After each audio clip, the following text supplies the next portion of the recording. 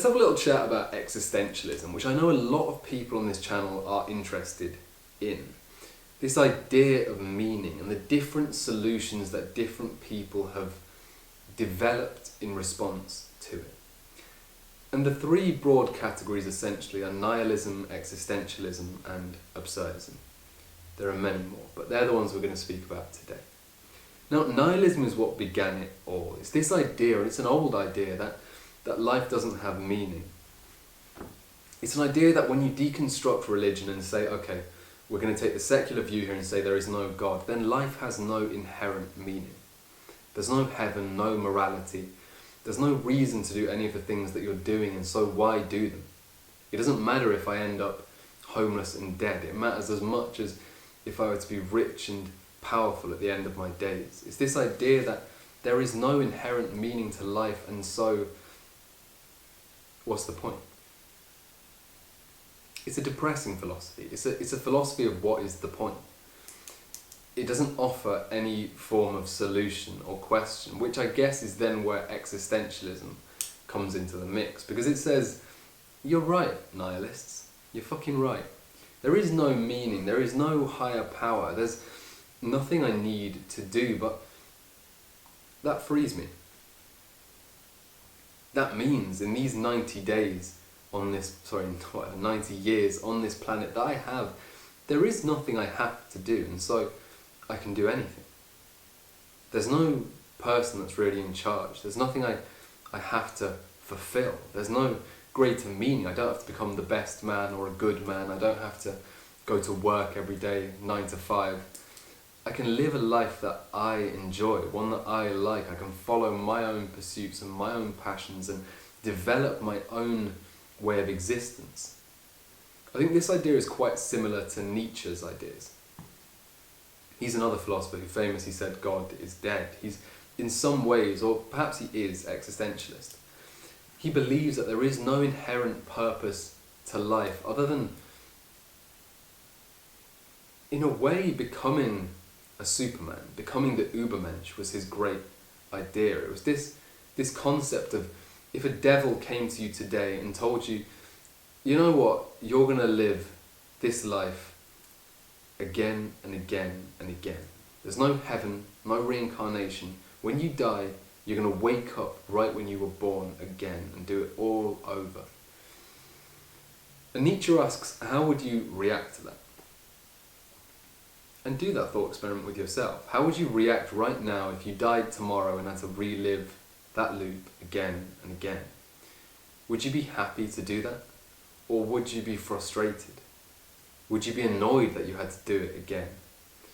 And in a way, personally I think I would be happy. Maybe that's, I don't know, a benefit. Maybe that's me happy with the place that I am in my life right now. Maybe that's me after these years of self-improvement, this journey I've been on, deciding that, do you know what, it's been good. It's not me saying I want to die tomorrow, like, I'm going to live to 200. But yeah, ask yourself that question. That's Nietzsche's view on the whole thing. But there are other views. You see, existentialism has very deep roots, and I'd say even going back as far as people like Marcus Aurelius in his book Meditations. He doesn't necessarily speak about life having no inherent meaning, although he kind of does. But what he says is that man's purpose is to become as good a man as he can be, to carry out his duties and live in accordance to nature, live in accordance to how he was created and intended to exist, to work, to have duty, to have a community, to have these people that you do things for, that you serve. Is to live this life of discipline and obedience and duty. Marcus Aurelius was a Roman emperor. He could have had sex with any woman he wanted to, drink every single night, kill anyone, invade countries, but he didn't. He did none of those things. He lived a frugal and simple life because he knew that that was a life in accordance with his own nature. And I guess that's another way through this form of existentialism, is to realise there is no purpose, and so just to be the best person that you can be, for no reason. There's There's no reason why you should be the best person that you have to be, but I guess the reason is because, at least in my own personal experience, it feels better. It just feels good. When you live in accordance with your own nature, it feels good. You feel at peace, harmonious. It's a nice feeling to have. And then finally we have absurdism, which is an interesting one.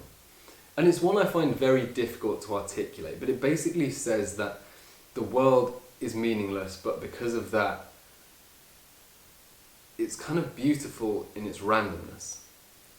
There's a fire and a passion to this existence because it means nothing. There's a kind of humour to it all.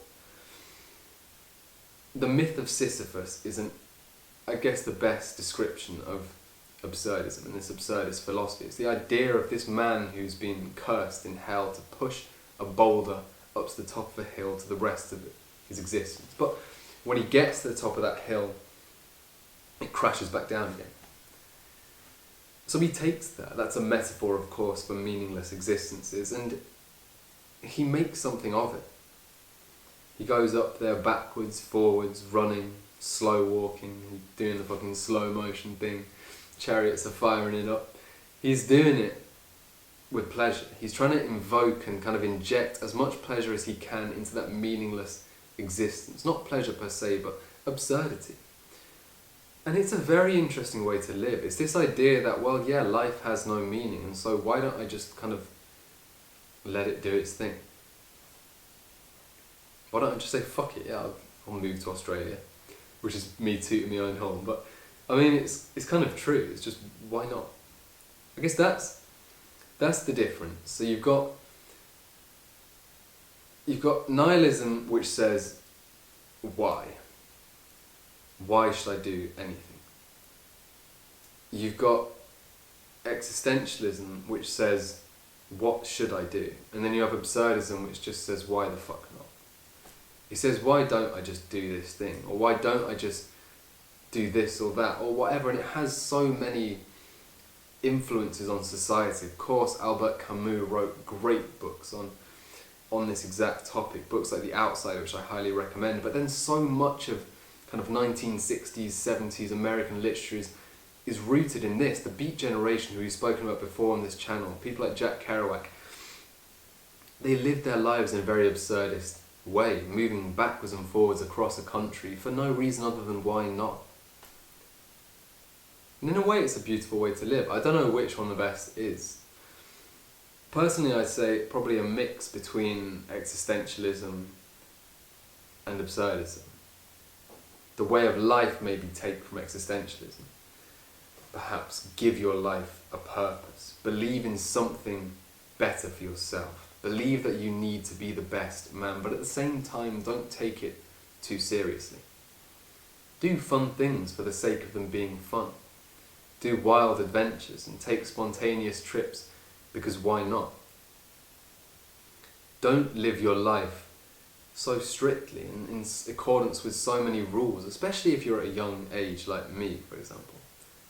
Don't sit there and say, okay, I'm 18, now I'm going to do 6 years of medicine at university, then 70 in the NHS, without a day of rest in between.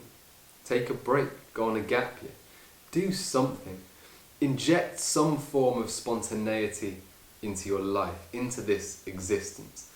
I think that is the way to do it.